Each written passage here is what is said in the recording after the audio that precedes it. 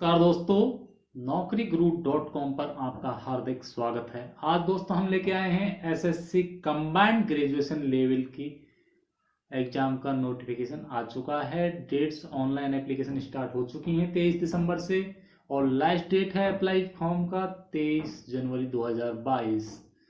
और इनका जो CBT 2 यानी फर्स्ट होना है टायर 1 CBT का, वो होना है अप्रैल 2022 में। तो देख लेते हैं कंप्लीट नोटिफिकेशन क्या क्या आई है, डिटेल्स किस किस की आई हैं, वैकेंसीज। तो चलते हैं दोस्तों वेबसाइट के ऊपर। लेकिन उससे पहले यदि आप हमारे चैनल पे पहली बार आए हैं तो प्लीज़ चैनल को सब्सक्राइब कर लीजिएगा, बेल आइकन को दबा लीजिएगा, जिससे आपको आने वाले वीडियोज़ की नोटिफिकेशन मिलती रहेंगी। और आपको हमारी वेबसाइट पे जाने के लिए गूगल में सर्च कीजिए www.naukri.guru.com।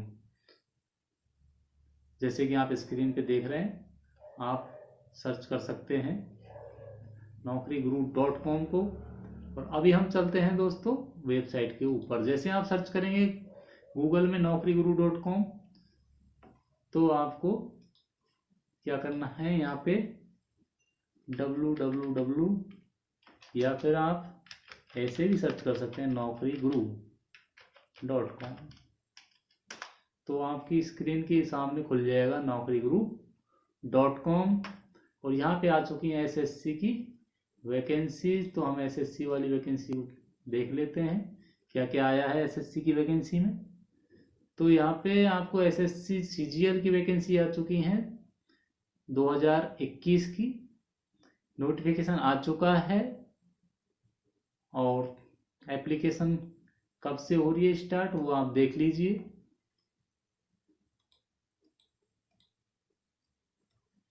एप्लीकेशन आपकी स्टार्ट हो रही है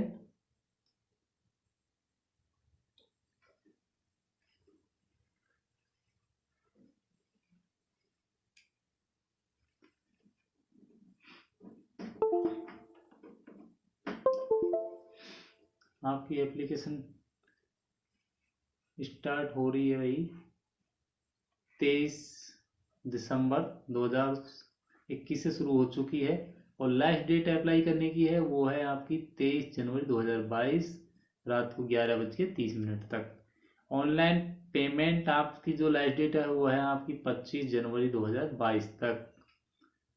इसके बाद आप ऑफलाइन चालान कब तक करवा सकते हैं जमा, वो है आपका 27 जनवरी 2022। करेक्शन आप कब तक कर सकते हैं, 21 जनवरी 2022 से लेके 1 फरवरी 2022 तक के लिए। और एग्ज़ाम आपका जो फर्स्ट टायर का होना है वो होना है अप्रैल 22 में, अभी तक की खबर के अनुसार। तो इसमें एप्लीकेशन फ़ीस भी हम चेक कर लेते हैं एक बार कि एप्लीकेशन फ़ीस क्या है। तो एप्लीकेशन फ़ीस है यहाँ पे आपकी जर्नल, OBC और EWS के लिए 100 रुपीज़, SC ST और फिजिकल हैंडीक्राफ्ट के लिए नील रखी गई है। और सभी कैटेगरी में फीमेल्स के लिए एग्जाम्प्टेड है। तो दोस्तों पेड एग्जामिनेशन फीस आप यानी कि डेबिट कार्ड, क्रेडिट कार्ड और नेट बैंकिंग के थ्रू भी एग्ज़ाम फीस जमा कर सकते हैं। ऑफलाइन भी आप चालान जमा कर सकते हैं स्टेट बैंक ऑफ इंडिया की किसी भी ब्रांच में ऑल ओवर इंडिया में। तो दोस्तों यदि आप CGL की तैयारी कर रहे हैं और आप चाहते हैं जॉब CGL में, तो आप यहाँ पे देख सकते हैं। और इसमें एज लिमिट है वो है मिनिमम 18 साल और मैक्सिमम है 27 से 32 साल पोस्ट वाइज। इसमें age relaxation according to government rule के अकॉर्डिंग आपको मिल जाएगी। तो यहाँ वैकेंसीज की डिटेल्स देख लेते हैं किस किस पोस्ट की वैकेंसी आपको मिलने वाली है। तो अभी तक उन पोस्ट की वैकेंसीज अनाउंस नहीं हुई हैं, तो जल्दी ही अनाउंस हो जाएंगी, तो आपको बता दिए जाएंगे। और इसमें आपकी जो एलिजिबिलिटी रहेगी कि आपकी एजुकेशन क्वालिफिकेशन क्या होनी चाहिए, तो वो आपको BA बैचलर डिग्री आपके पास होनी चाहिए, किसी भी स्ट्रीम से हो सकता है उसमें।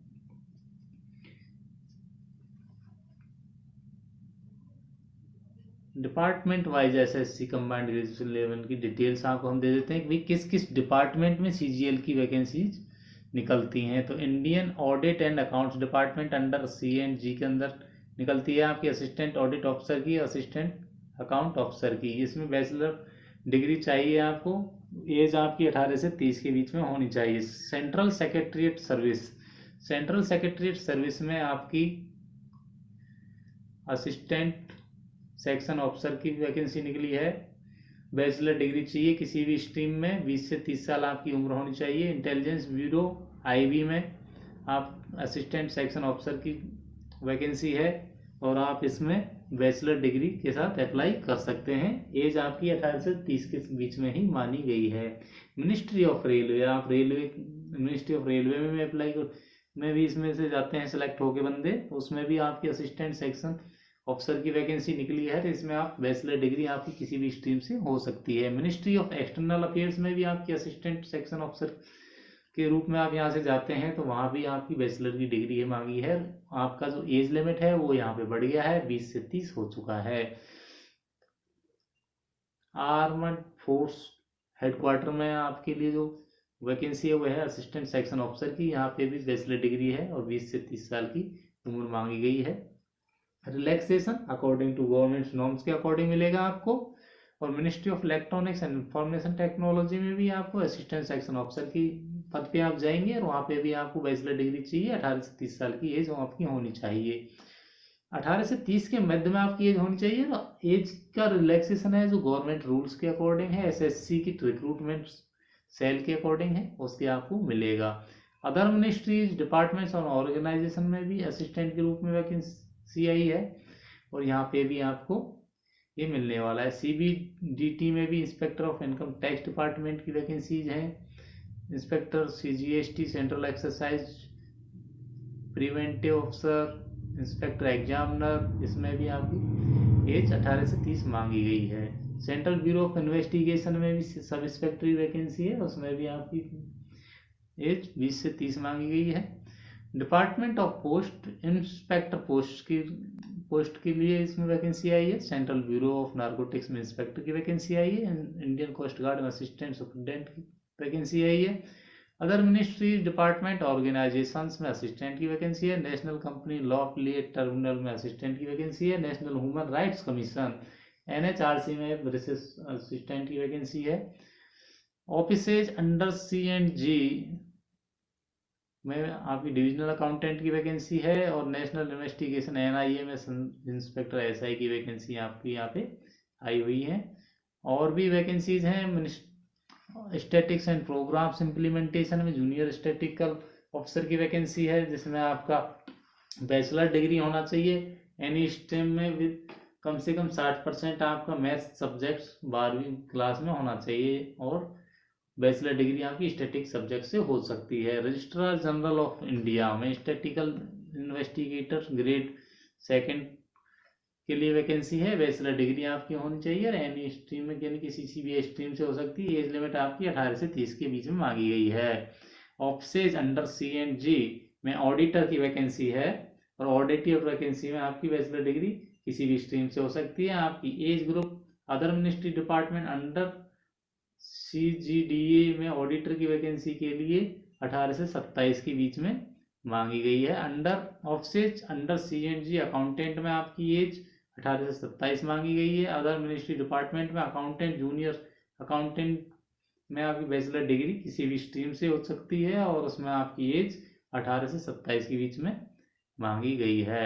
Ministry of electronics and information technology में senior and secretariat assistant upper divisional clerk के लिए आपकी वैकेंसी है। उसमें आप बैचलर डिग्री आपके पास होनी चाहिए किसी भी स्ट्रीम से। 18 से 27 के बीच में आपकी उम्र होनी चाहिए। Central government officers ministry other and CS cadres में भी senior secretariat assistant upper divisional clerk की वैकेंसी है जिसमें आपकी डिग्री होनी चाहिए और आपकी उम्र 18 से 27 के बीच में होनी चाहिए।